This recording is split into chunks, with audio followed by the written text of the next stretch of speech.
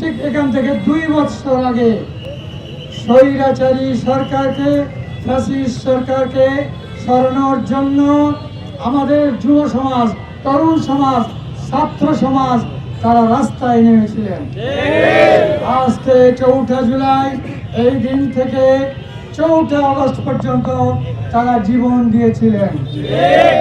আল্লাহ পাকের অপার অনুগ্রহ, 5ই আগস্ট আল্লাহ তাআলা বাংলাদেশে নতুন সূর্য উদিত করে দিলেন। এর মধ্যে আবু সাইদ, মুগ্ধ এভাবে 1600 তরুণী, শিশু তাদের জীবন এখানে ঝরিয়ে দিয়েছিল। 30,000 তরুণ যারা তাদের জীবনের মতো যারা পঙ্গ হয়ে গিয়েছে। প্রিয় ভাইরা, তার বিনিময়ে বাংলাদেশের 18 কোটি মানুষ গণতন্ত্র পেয়েছিলেন। সেই দিনকে স্মরণ করার জন্য, সেই দিনকে সম্মান দেওয়ার জন্য, এ জাতির স্বাধীনতাকে সম্মান দেওয়ার জন্য আজকে আমরা এই ময়দানে হাজির হয়েছি। কারণ প্রিয় ভাইরা,